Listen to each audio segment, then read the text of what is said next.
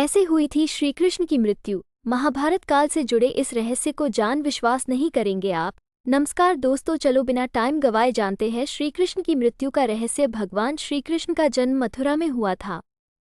हालांकि उनका बचपन वृंदावन, बरसाना, नंदगांव, गोकुल और द्वारका आदि जगहों पर बीता।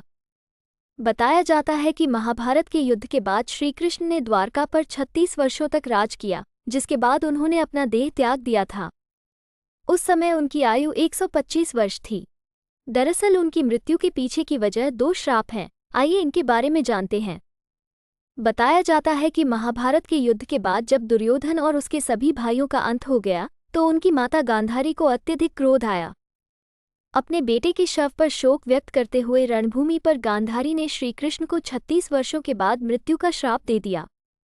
ये सुनकर पांडव चकित रह गए, लेकिन श्रीकृष्ण ने मुस्कुराते हुए इस अभिशाप को स्वीकार कर लिया।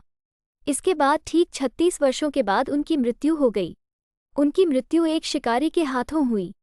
भागवत पुराण में बताया गया है कि एक बार श्रीकृष्ण के पुत्र सांब ने शरारत करने की सोची। सांब अपने मित्रों के साथ एक स्त्री का वेश धारण कर ऋषि मुनियों से मिलने गए। स्त्री के वेश में सांब ने ऋषियों से कहा कि वह गर्भवती हैं।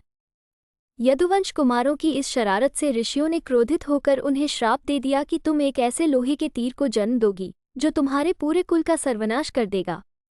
इस श्राप को सुनकर सांब डर गए और उन्होंने तुरंत सारी घटना उग्रसेन को बताई। श्राप से छुटकारा पाने के लिए उग्रसेन ने सांब से कहा कि तीर का चूर्ण बनाकर प्रभास नदी में प्रवाहित कर दो, जिसके बाद सांबा ने वही किया। इसके बाद उग्रसेन ने राज्य में ये आदेश पारित कर दिया कि यादव राज्य में कोई भी किसी प्रकार की नशीली सामग्री का इस्तेमाल, उत्पादन या वितरण नहीं करेगा। इस घटना के बाद द्वारका में कई अशुभ संकेत देखने को मिले, जिसमें सुदर्शन चक्र, बलराम के हल और श्रीकृष्ण के शंख, रथ का अदृश्य हो जाना शामिल था। धीरे धीरे यहाँ अपराधों और पापों में भी बढ़ोतरी होने लगी और एक दिन सभी नगरवासी मदिरा के नशे में चूर हो गए और आपस में ही लड़ने मरने लगे। इस तरह सभी आपस में लड़कर मार गए। भागवत पुराण में बताया गया है कि एक दिन श्रीकृष्ण पीपल के पेड़ के नीचे विश्राम कर रहे थे। तब जरा नाम के एक बहेलिये ने भगवान कृष्ण को हिरण समझकर उन पर तीर से प्रहार कर दिया, जिसके बाद श्रीकृष्ण ने अपने देह त्याग दिया और उनकी मृत्यु हो गई।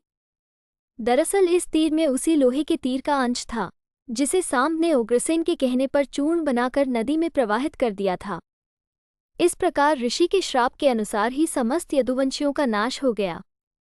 गांधारी के श्राप के अनुसार श्रीकृष्ण की मृत्यु हो गई। ऐसे हुई थी श्रीकृष्ण की मृत्यु।